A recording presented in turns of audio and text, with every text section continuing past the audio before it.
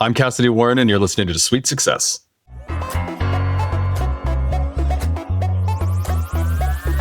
You've just checked in to Sweet Success. Join me, Katie Cline, for exclusive conversations with hotel executives, hospitality leaders, and industry innovators. Together, we'll uncover the strategies and techniques these masters of hospitality relentlessly refine. Whether you're already in the industry or just starting out, tune in every week to unlock the secret to your sweet success. Hello, everyone, and welcome back to another episode of Sweet Success. I'm your host, Katie Cline, and today I'm excited to welcome Kassidy Warren to the show.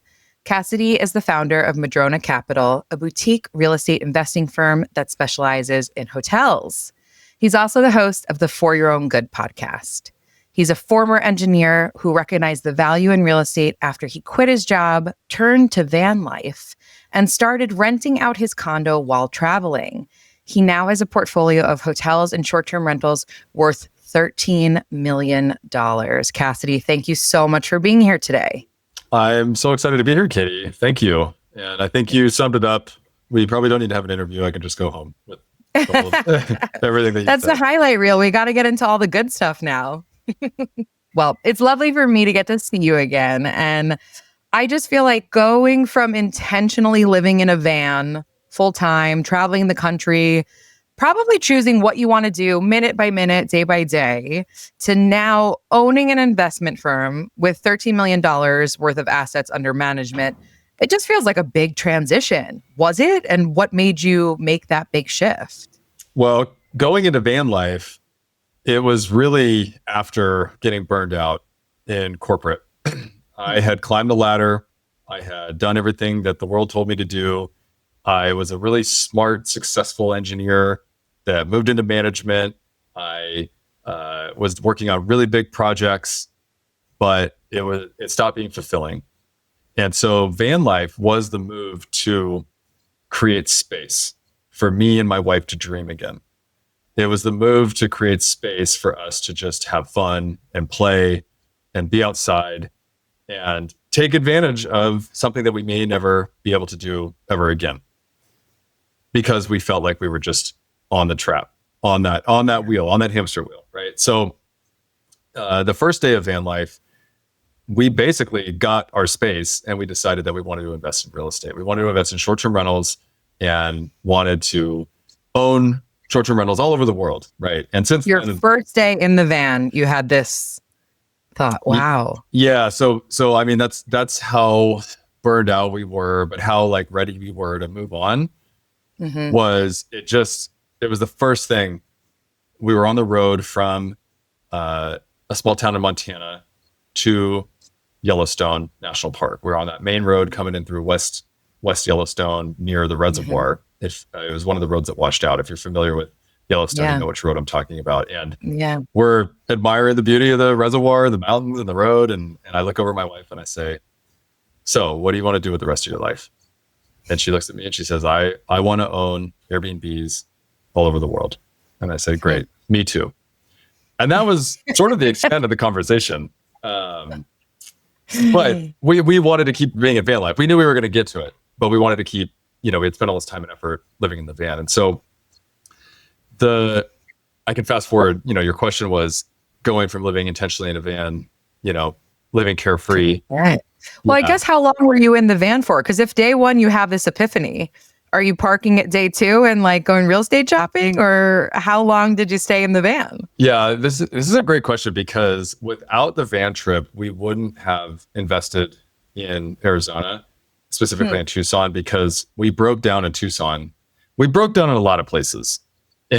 And basically the universe was saying, you need to probably stop doing this and go do what you said you wanted to do. And get out of the van and go buy some real estate. Exactly. So we were planning on a year, and it ended up being 6 months because, and my wife and I were really persistent. We're grinded till you die, like all in. We're going to do this no matter what sort of people, especially back then. And so we were going to make this work no matter what, but it was every other day breaking down. And then, so we ended up around November timeframe. We were in Tucson. We went on this incredible hikes. And so while we were broken down, waiting on parts, we basically traveled all over the city. I rode bikes through all the neighborhoods. I found incredible neighborhoods in Tucson. We went up into the mountains. If you've ever been here, Tucson's incredible. The mountains are incredible. The desert's incredible. We were at this hike where there's waterfalls in November, laying on these rocks and soaking in the sun outside.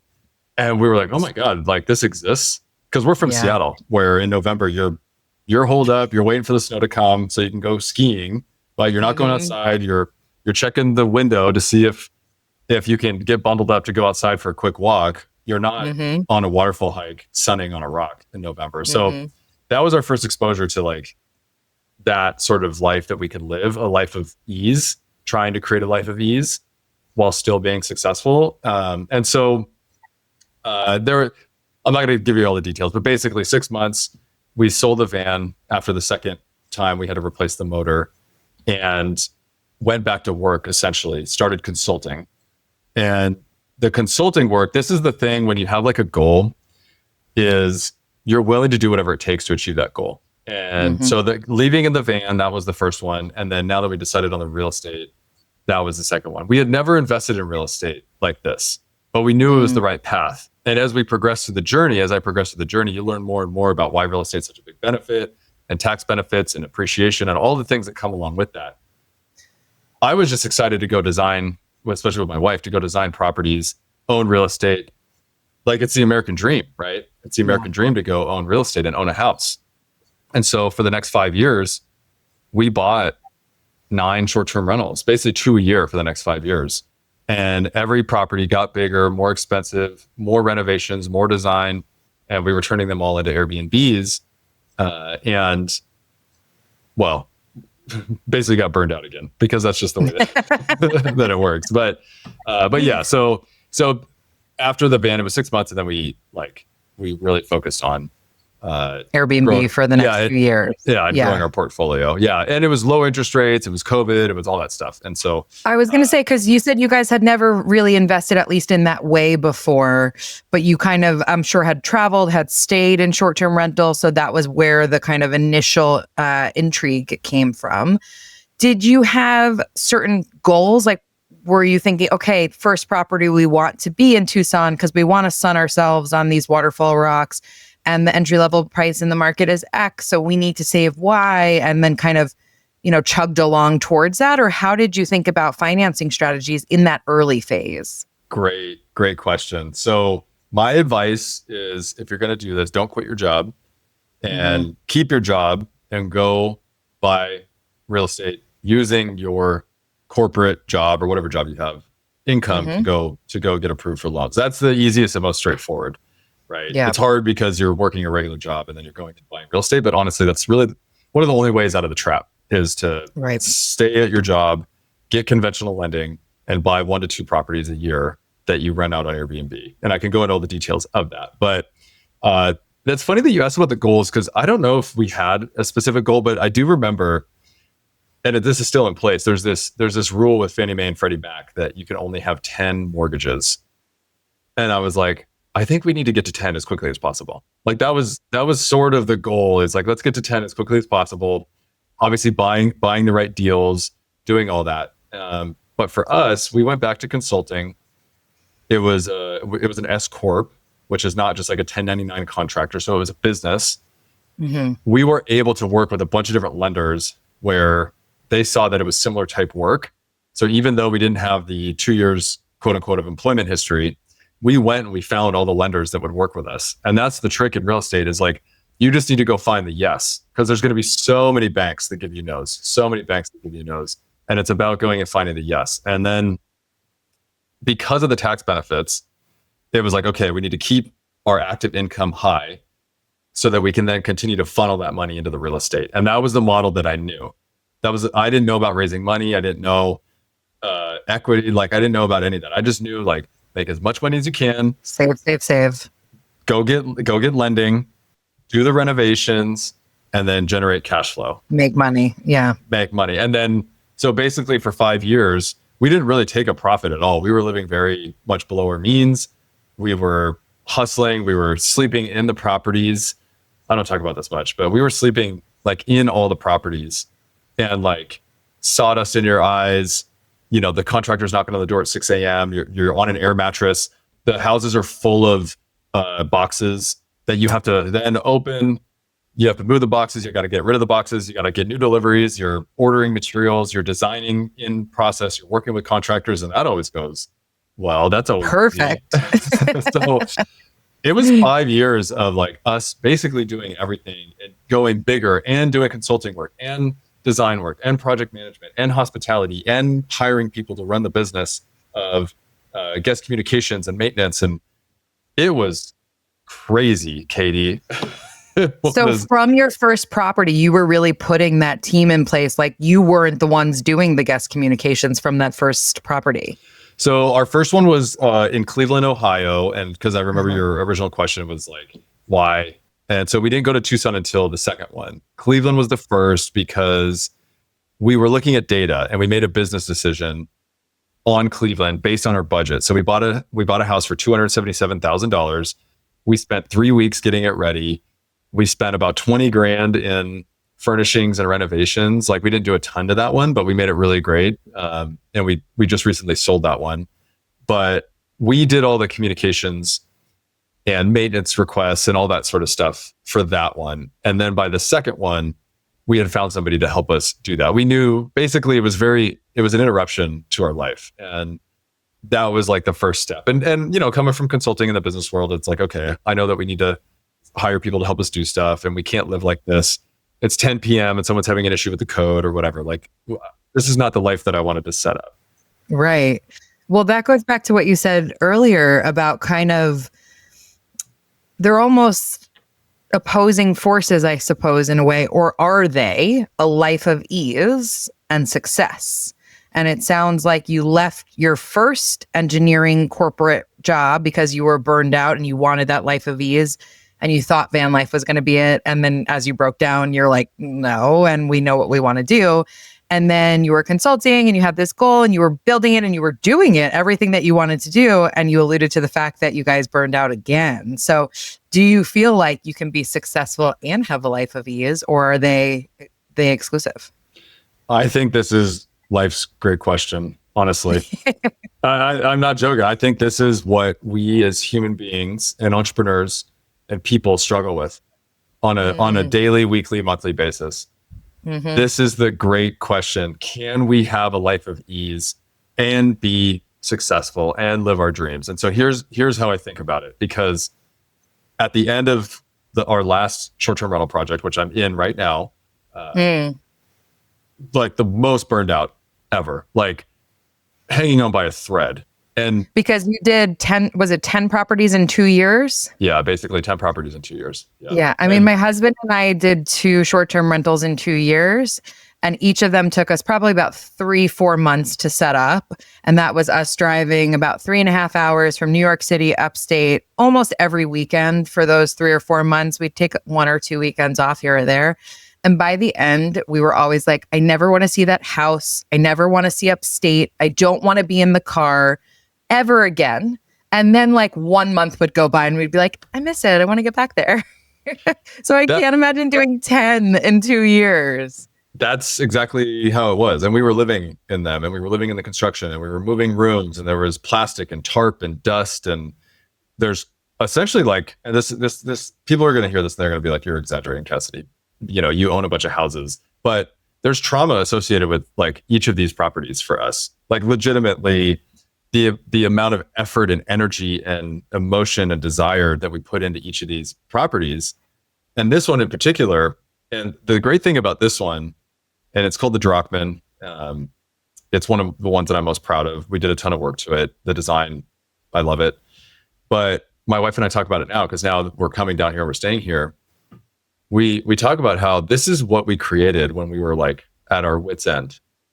Imagine what we can create when we're in our zone of genius, when we're not completely exhausted. And so from this project, I've spent the last 2 years basically rebuilding and rediscovering myself and really focusing on this question of ease and play and rest, counterbalanced with abundance, desire, success.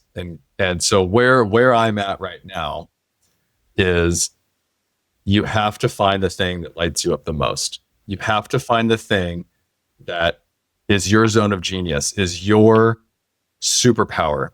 And you have to step into that, because when you're working in your zone of genius, when you're living your truth, when you're your most authentic self, things feel easier. Things feel lighter. And like, there are seasons of sprints and there's seasons of rest. And so you have to be willing to do the sprinting. You can't sprint all the time. And you can't be sprinting with 10 different things.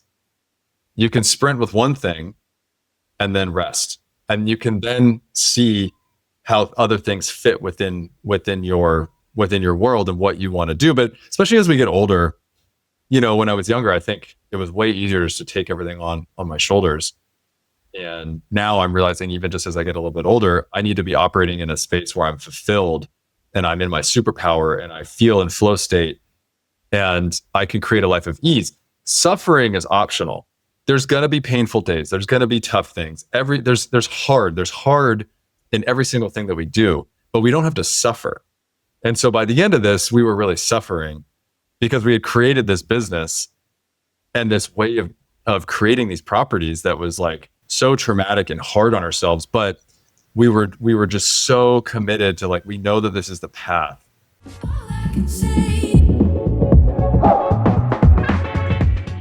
The next time you're traveling or celebrating an important occasion, book a photographer photo shoot.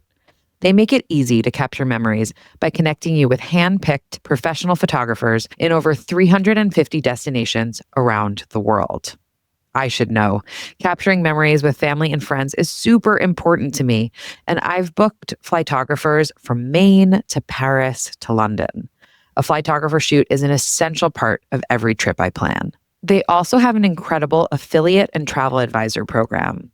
Add a photo shoot to your customer's next itinerary and earn 10% commission. Visit flytographer.com/sweet success for $25 off your first shoot, or to sign up as an affiliate or travel advisor. That's flytographer.com/sweet, like hotel suite, success.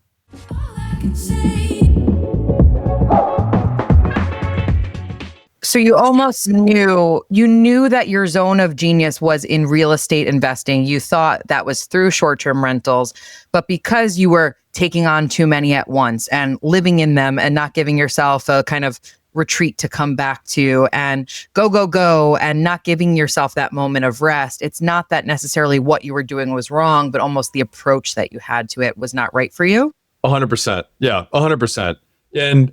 So basically I was like, all right, I'm stuck. I don't know what I don't know. And that was a big moment for me to be like, okay, I know I'm not doing this right. I know something's wrong. There's other people that are doing all this other stuff. I also had a conversation with a family member he's really successful.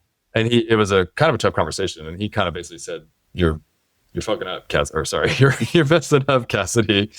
Yeah, and you're not doing it right. But why? Because I feel like so many people would look at what you guys were doing, especially then, and be like, you're doing great. I know. And I thought the same thing.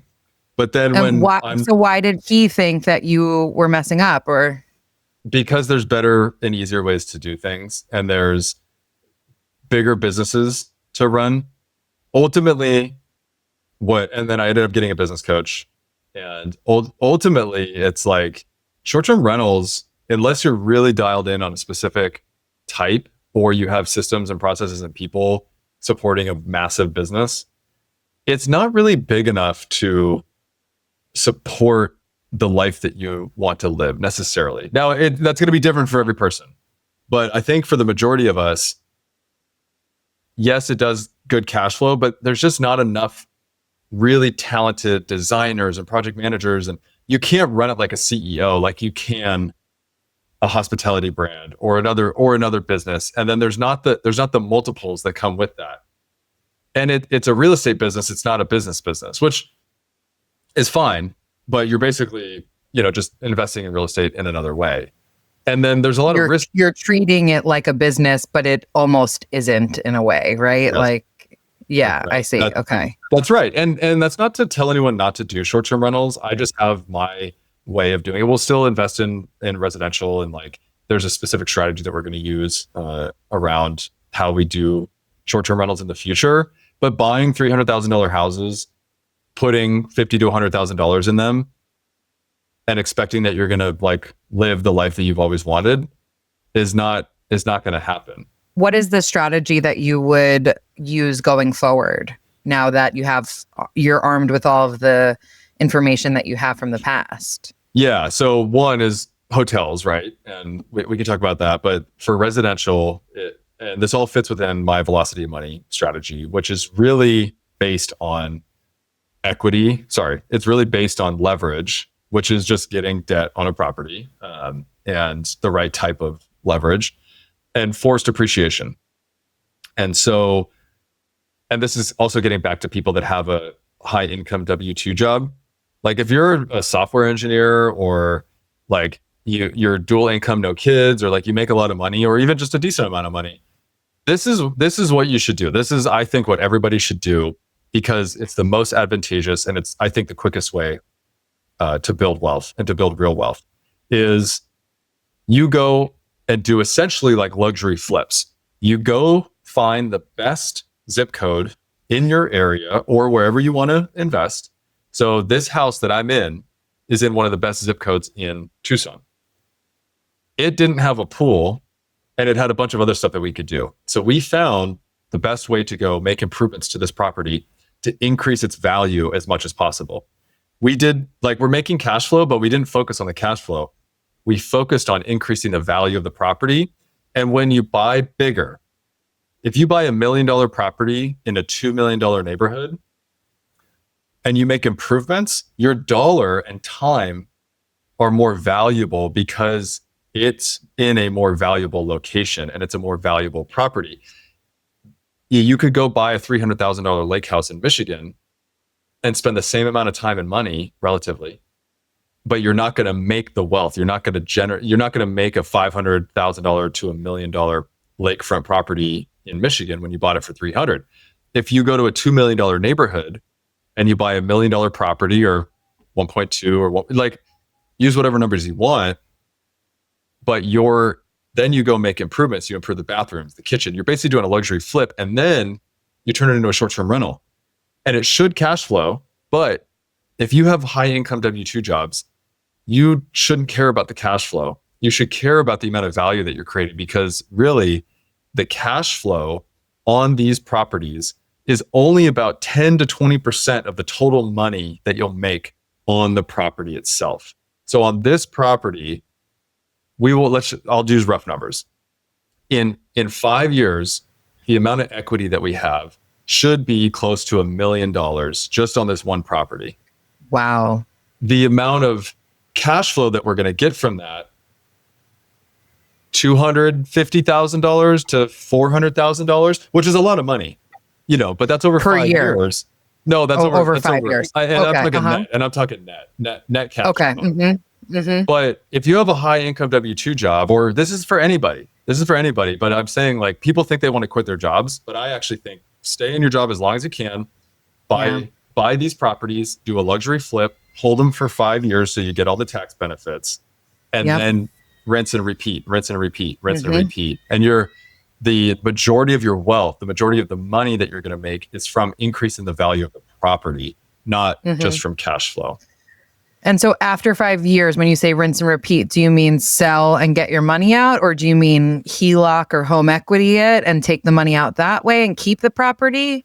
Great question. It depends on what you want to do. You can do the refinance strategy, which is how you get a lot of your cash back and the infinite return, right? If you put 200 into it total in cash and you do a refi and you get 400 out, then that's pretty good. Like you made money and you're making cash flow. So it depends on the way I make the decision is if I sell or refinance is I look at how many years of cash flow I can get when I sell. So if I'm getting $50,000 a year in cash flow, at like all expenses paid, everything's paid, I'm getting 50 in my bank account every year on cash flow. That means to sell the house, I would need to get $300,000 net after selling, after all fees, meaning the amount of equity is equal to $300,000 or more, or 6 years of cash flow or more. That's how I think about it. It's called return on equity, but I think about how many years of cash flow I'm going to get, because what you're doing is you're accelerating, you're pulling that cash flow forward in one hit. And with this strategy that I just talked about, you're basically doubling or tripling your money in a couple of years. So if you can get 6 years of cash flow in one hit and then go do that same strategy, you're basically tripling, quadrupling your money a lot faster by doing that. And we're removing the emotion of owning this real estate. That's the thing, is you have to remove the emotion of the American dream and say, I have confidence in my abilities to go do this again and again. And the other reason that I say like own it for 5 years, because you get a ton of tax benefits in the first 5 years if you're doing it right. And so at the end of 5 years, you've basically used up all of your biggest tax benefits in depreciation. And then your value it's going to keep going up, but only basically at the market rate, right? So at 3%, 5% a year. So your value is essentially capped unless you held onto it forever. But a lot of people want to say, oh, the principal pay down.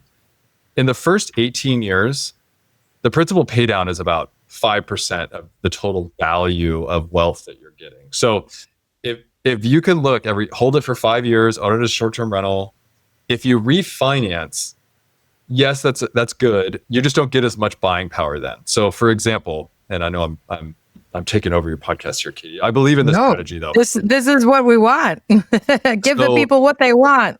Yeah. So here it is we bought at the Cleveland house. We bought it for $277,000. We owned it for 5 years. We got all the tax benefits. We sold it for $450,000, and we got 6 years, like basically on the nose, like 6 years of cash flow from that one. And let's say we got $200,000 from that net after everything. And I think we had a refinance in there too. But anyways, $200,000. So we bought a $277,000 property. We sold it for $450,000. And so that $450,000, it's only going to appreciate at 3% a year now. We're not going to make additional improvements. So it's $450,000 at 3% from here on out until infinity, right? But we can take that $200,000 that we got, and now using leverage, we can go buy $1 million property. 20% down payment, $1 million, essentially. I'm using rough numbers. And are you going to put that in a 1031 exchange? So essentially you're not even paying tax on that $200,000 you took home. That's right. And so, and then let's say, we're going to have to put some more cash into it, or let's say we bought an $800,000 house and we use the rest of the cash. Let's say we didn't 1031 it. We use the rest of the cash to go make the improvements. Yep. Let's say we didn't even make improvements though. We just bought $1 million property and we furnish it and rent it on Airbnb. We went from owning a $277,000 house that turned into a $450,000. It's appreciating on $450,000. Now we're appreciating on $1 million. So that same amount of equity in that property, we didn't do anything except sell the property. Now, instead of appreciating on $450,000, we're appreciating on $1 million. Even if we didn't do anything, but our goal with this strategy is to turn it into a $1.5 million value. So now you took the 200, you took a little bit more in cash, or you raised money, whatever, and you turned it into a $1.5 million property. So you went from a $277,000 house, which we did do a refinance, and so we were infinite return. Now we're going to own a $1.5 million property in 5 years that's appreciating on $1.5 million.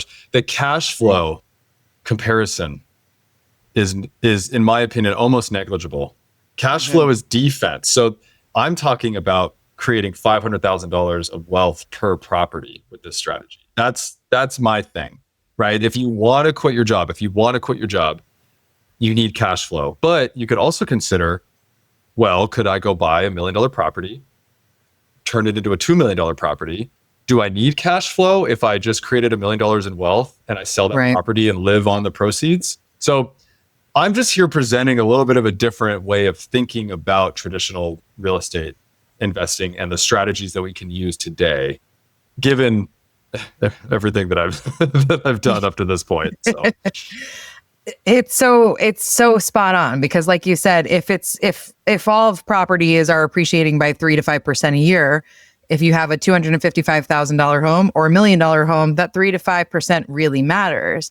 And already I'm hearing what attracted you to hotels, because as you touched on with market valuations for residential properties, it doesn't matter about the cash flow even more. It matters about what the house next door sold for. Whereas with commercial real estate, the valuation comes down to your NOI and how efficiently you're operating that property. So for somebody like yourself, who's really interested in what value can I add, I could imagine you started to learn about this world and thought, wait, this is where I should be.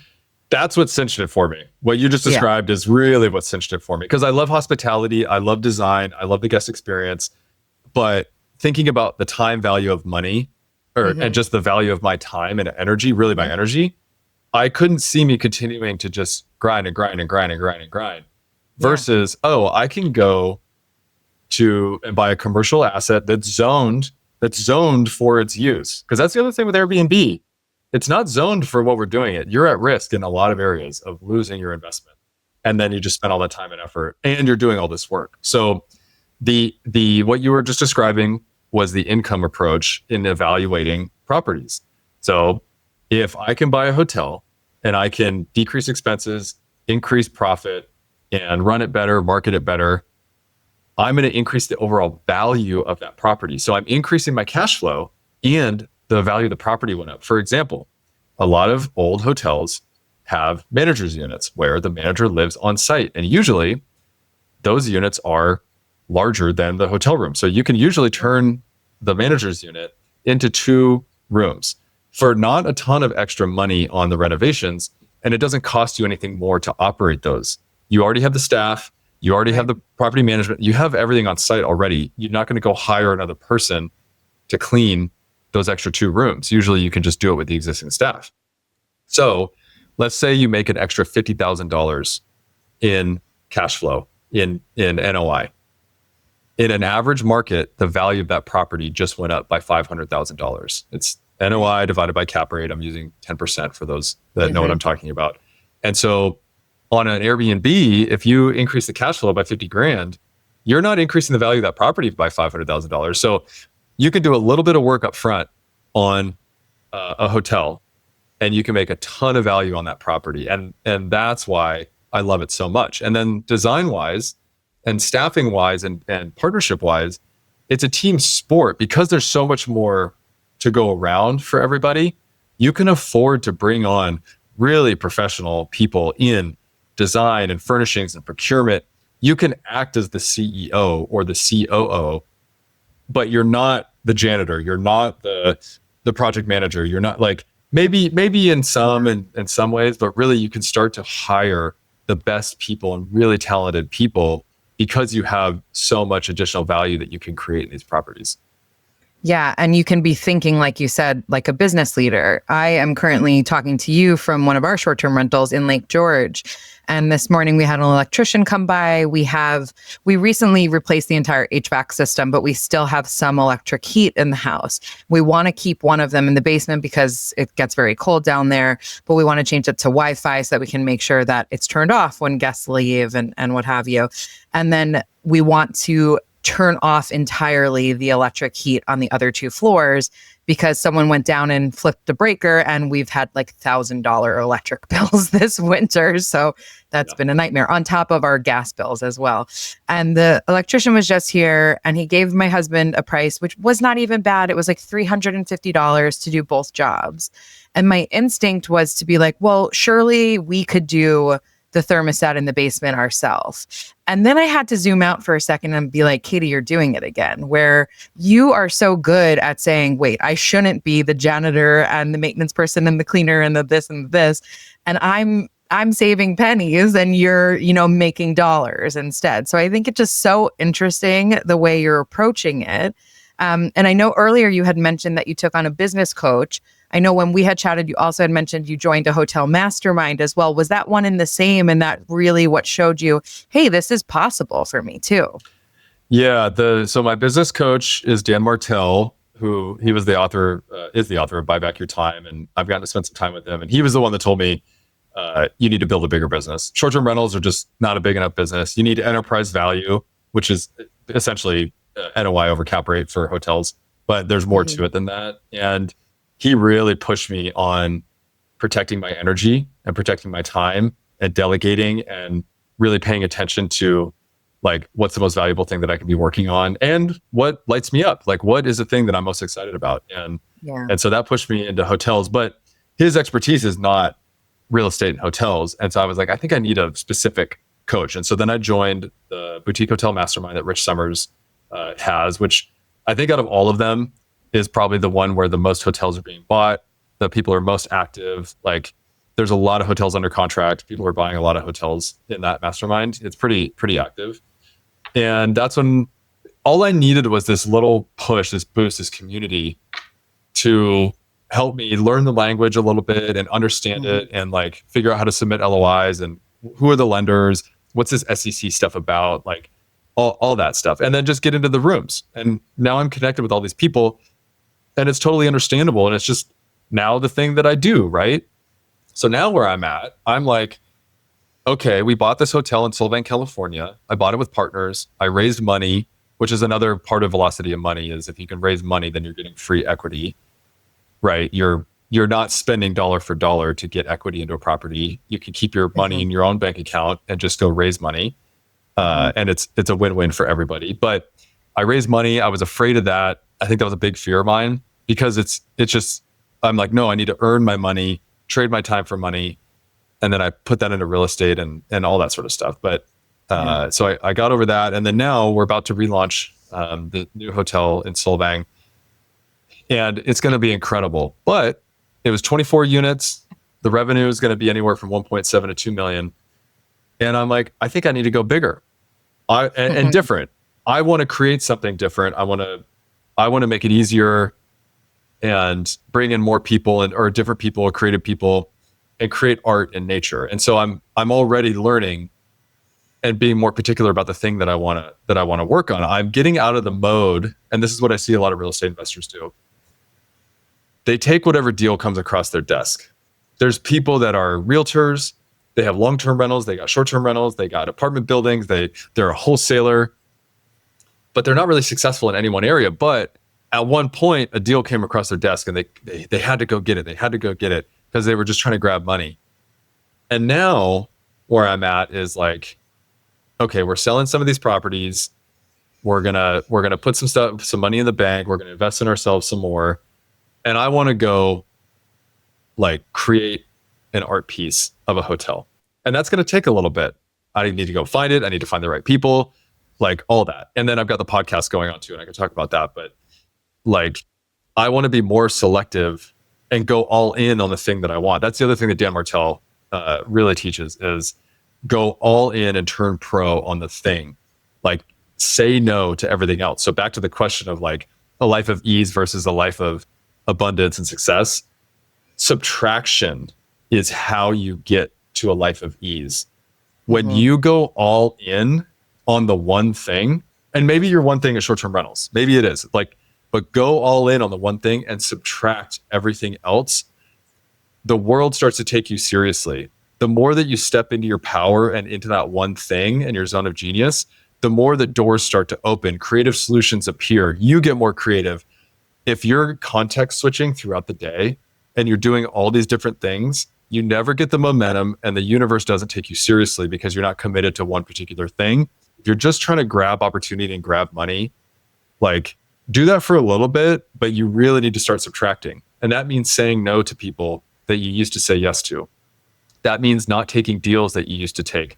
That means like not going out to those dinners. That means not going on these vacations.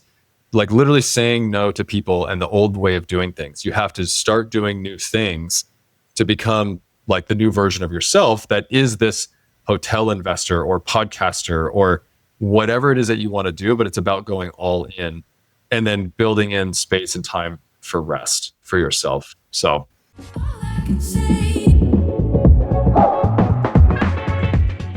Keeping up with online reviews across platforms is tough, but FeedCheck makes it easier by bringing all reviews from all channels into one place. In addition to tracking your own feedback, you can even monitor competitors to see how you compare. They provide deep insights into customer sentiment, trending topics, common issues, and patterns that might otherwise be overlooked. Plus, real-time alerts mean you can respond quickly before things escalate, and AI-powered suggestions help you craft better responses. So, if you want to stay ahead of your reputation, book a demo with FeedCheck at feedcheck.co/sweetsuccess or through the link in the podcast notes.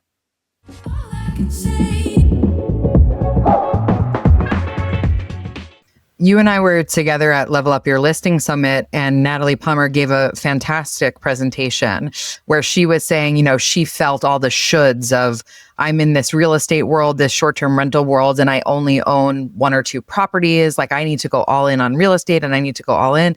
And then all of a sudden she zoomed out, and much like you said, you and your wife are good at doing, she looked at what entrepreneurship is actually bringing in terms of revenue into her life versus what real estate is bringing into her life right now. And the money that she spent on investing in herself and business coaches and whatnot had a much higher ROI than any of the money she's actually invested in real estate. And I find that so empowering to hear you say that about what you guys are spending your money and your time on. It's something that's new to me. I'm starting to, but I actually took a weekend at the beginning of this year and went to a writer's retreat. And I felt this sense of guilt for the time away from my daughter and the money I was spending. And actually what came out of it was so valuable and made me a better person at home as well. And I think I've mentioned to you, I am really interested in purchasing a motel, owning, operating a motel, maybe multiple motels.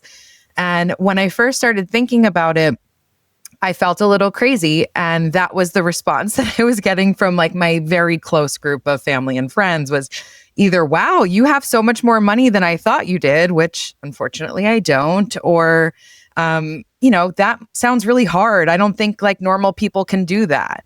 And then I started talking to people like you. I started taking a class through Cornell on valuation of commercial real estate, listening to different things on Instagram and podcasts. And you realize, hang on, people do this all the time. And what was most fascinating to me is everything you're talking about value add. And I'll take Lake George, where I am right now, as a perfect example. This is a tried and true vacation market. My husband and I are absolutely obsessed and in love with it here. And the motels in the area are not great. They're not cute places that you want to put on Instagram.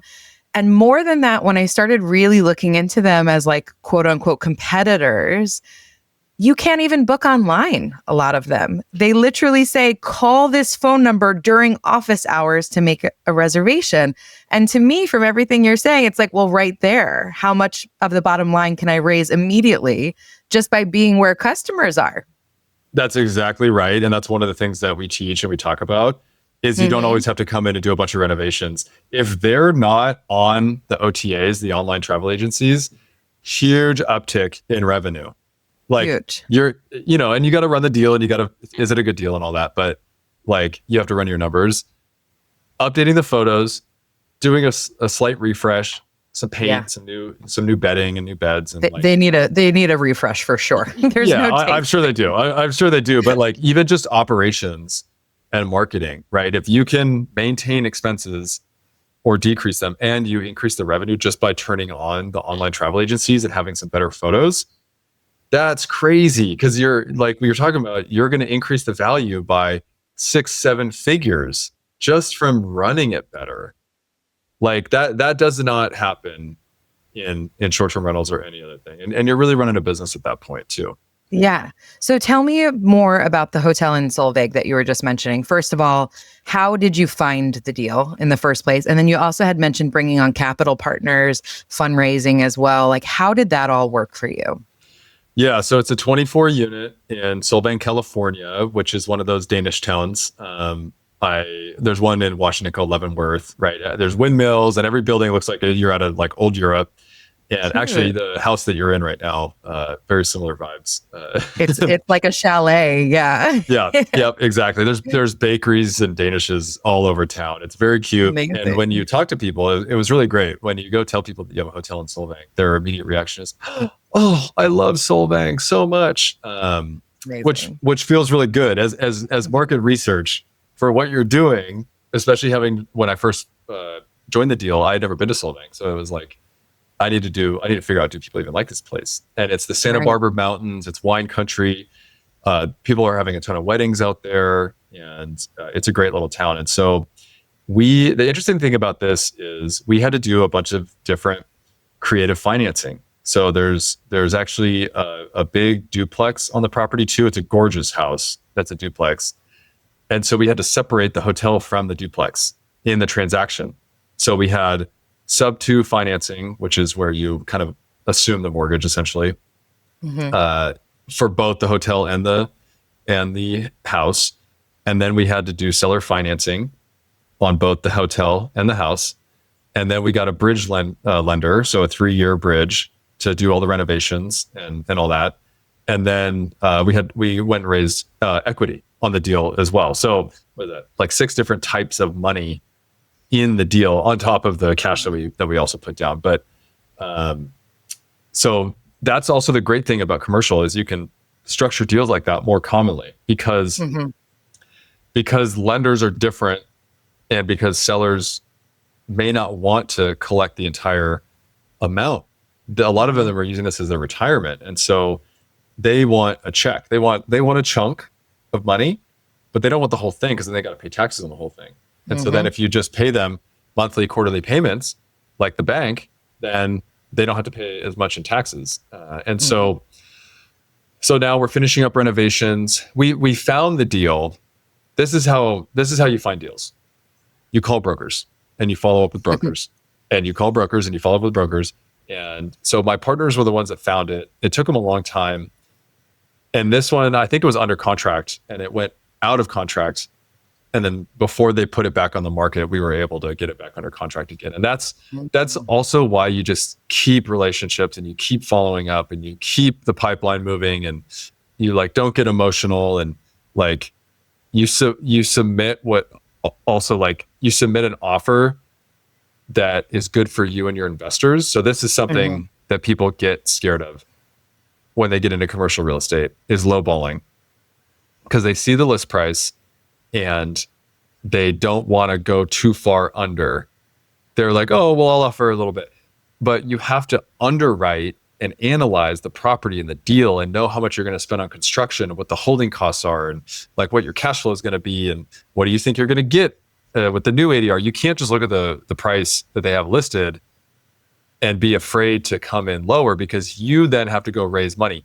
You have to make money on this property, especially if you're bringing in capital investors or you're raising money, because you've sort of promised these people something. And right, stuff happens all the time, but you've promised your investors something.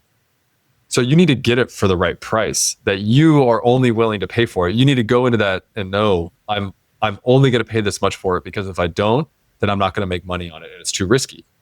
You can't just look at the purchase price and say, well, I'll just come in a little bit lower. I don't want to offend the seller. It's not about the seller. It's about you taking care of you and your investors. And you want to have a good relationship with the seller, right?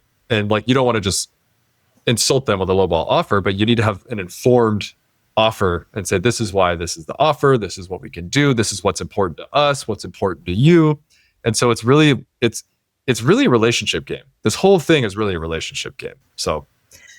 And is the seller sharing with you their books before you make an offer? So you're going to understand what their revenue was for the last 3 to 5 years, or does that come in the due diligence after an offer is accepted? No, that's up front. Usually as part of they call it a data room, or just the records that are available.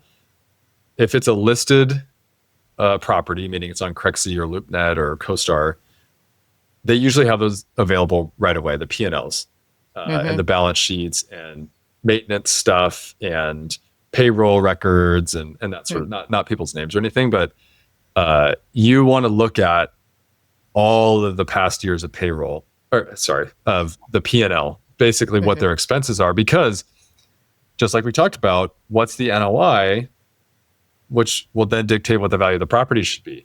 If their income is declining or their expenses are going up, then you need to know that, and you need to ask the right questions and have those conversations with the broker and the seller, because then that will dictate or change things. Now, sometimes most of the time, actually, this is what happens.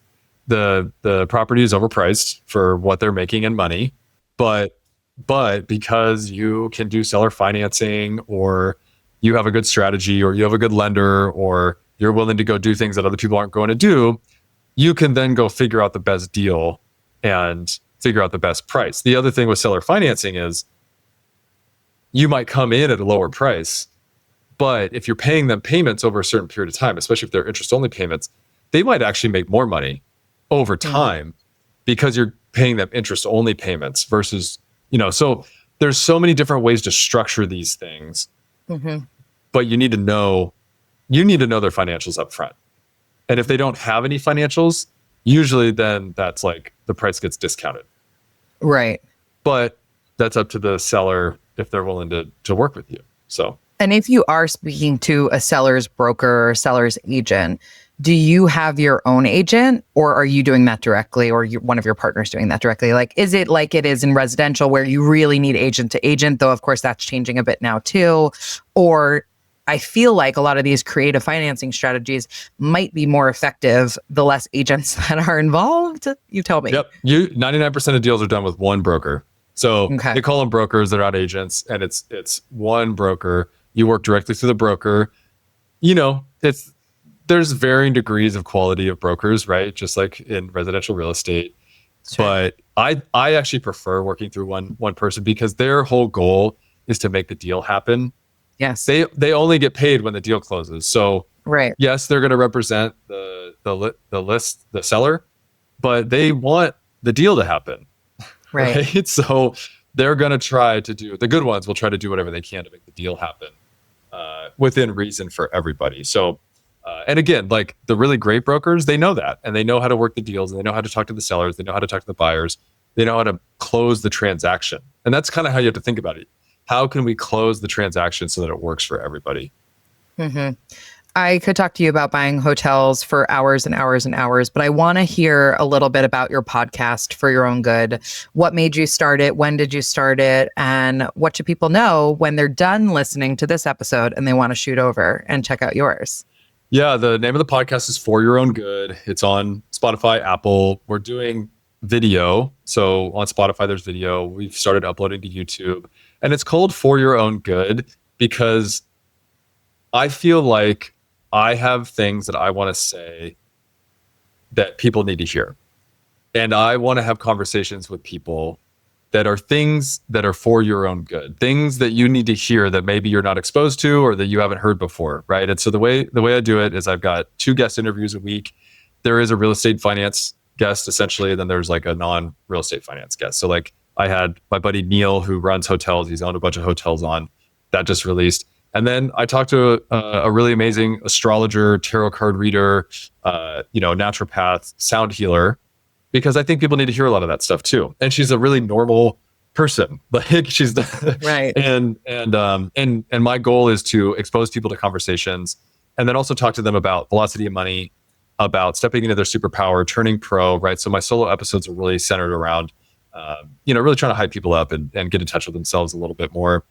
And the reason I wanted to start it actually is because I felt like I got really isolated during COVID and all the work that we were doing with the real estate. I lost a lot of connections. I was growing too. And so relationships come and go, and what you're doing doesn't relate to what other people are doing anymore. And so I realized that I really love talking to people and that I love having conversations.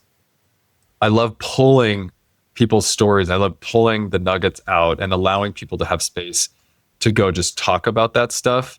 And so I remember back even when I was a kid, even in high school, hearing about these people that would write books where they went and talked to a bunch of different CEOs and business people, and they got like the nuggets, and they wrote books about all these CEOs and the nuggets that they learned. And I remember even like in high school, and they think, oh wow, that's really cool. I might want to do that. And then I grew up watching Anthony Bourdain, who taught me how to travel and taught me how to eat when I'm traveling, and like the places you can go and be this juxtaposition of like fine dining and, hole in the wall kind of thing.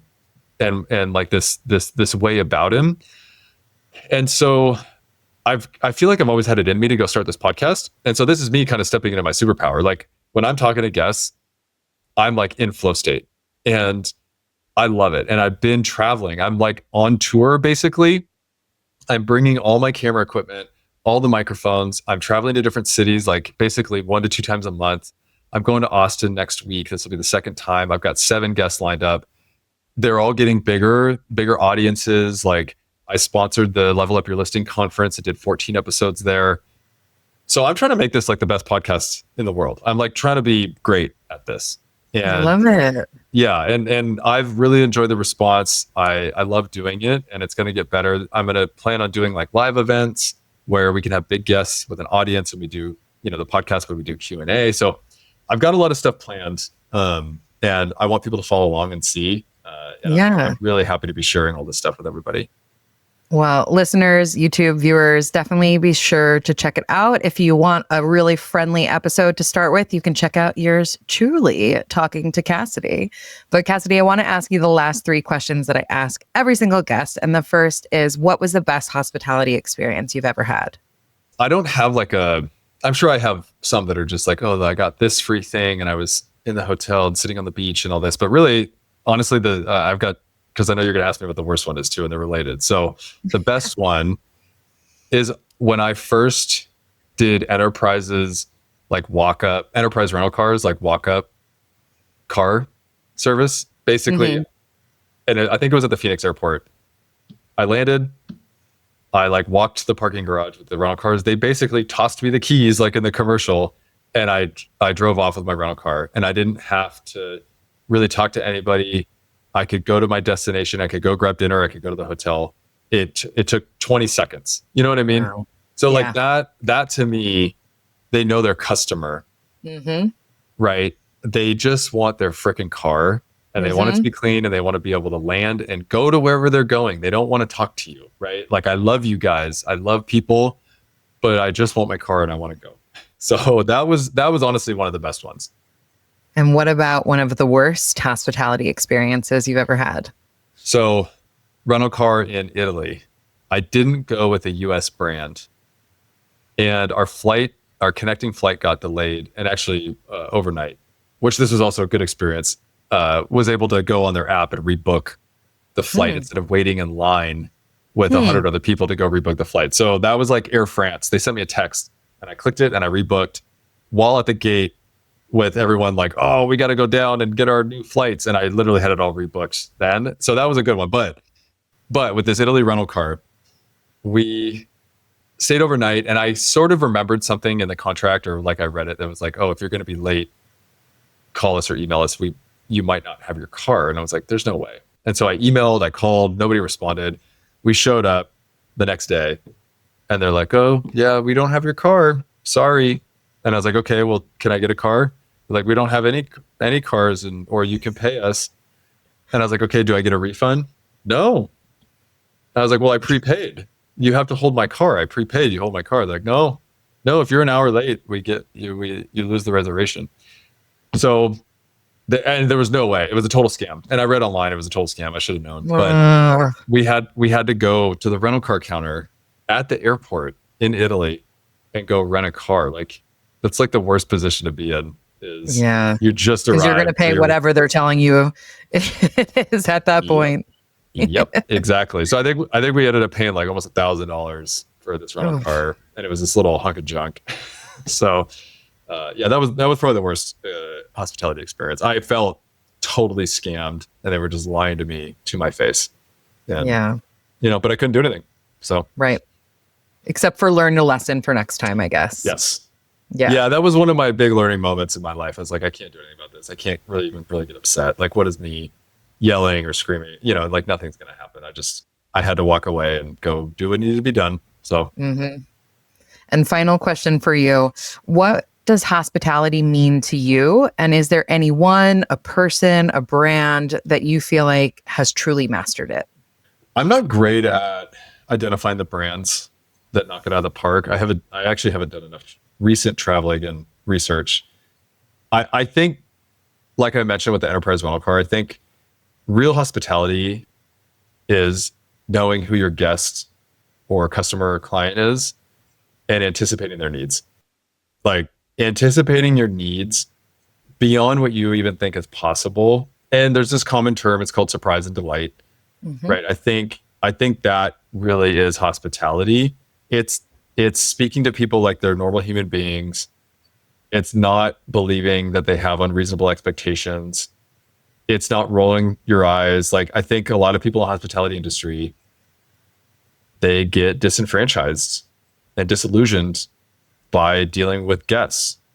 But which one is it? Is it the guests are unreasonable or you're not providing the right level of service? And the right level of service is different whether you're at the Ritz-Carlton or the Motel 6, but it's exceeding expectations for your level of accommodation or whatever business you're in, right? But anticipating your customers' needs and meeting them where they are and making it every experience and interaction as easy as possible. Kassidy, it's been such a pleasure to get to spend some time with you today. Thank you so much. Katie, you're amazing, and I wish you nothing but sweet success. Well, I love that. All right, everyone, it's time for today's sweet summary where I break down the key insights and actionable takeaways from today's conversation. Listening to Kassidy talk about the importance of investing in oneself is such a powerful reminder. Many of us, myself included, spend so much time, money, and energy on others that we only give ourselves what's left over. But what if we flip that? If we prioritize learning, growth, and God forbid, rest, we wouldn't just be better for ourselves, but for everyone we love around us. After burning out from his corporate engineering job, Kassidy and his wife hit the road for van life, which fittingly involved a lot of breaking down, both mechanically and possibly metaphorically. Most people would have been frustrated that their attempt to recharge kept being interrupted by even more stress. But Kassidy just took it as a sign. He wasn't where he was meant to be. What was supposed to be a year-long journey ended after just 6 months, sending him home with a renewed sense of vigor and purpose. Fast forward 2 years and 10 short-term rentals later, he found himself right back where he started, burned out all over again. He had achieved the thing that was supposed to fix everything, yet he was still searching for what was missing, back to that very feeling he had that made him turn to van life in the first place. It was only through truly investing in himself that he realized the answer. He wanted to build a life of ease while also achieving success, financially and otherwise. When I asked him if he thought that was possible, he smiled, calling it one of life's great questions. And if I read between the lines, I think what he meant was this. Maybe it's not about perfectly balancing ease and ambition, but about being willing to seek that balance in the first place. Whether you find it or not, you're bound to end up closer than most ever will. So, what does real success look like? Is it about achieving more or allowing ourselves the freedom to simply be? Is there a magic number of vacation days that signal ease or a dollar amount that guarantees financial fulfillment? Maybe the real measure of success isn't the milestones we reach, but in the space we create for what truly matters. And for Kassidy, that simply means allowing himself to create space to dream again. And that concludes another episode of Sweet Success. If you enjoyed today's conversation, please subscribe, rate, and review the show. We all know how important those 5-star reviews are. I also want to say a massive thank you to each and every one of you for tuning in. It means the absolute world to me. And I'd love to hear from you. If you have ideas for future guests, new topics to cover, or even just want to say hi, don't be shy. Message me through our website, sweetsuccesspodcast.com, or on social media at Sweet Success Podcast. That's sweet like hotel suite. Once again, I'm your host, Katie Cline, and I'm super excited to see you all next week.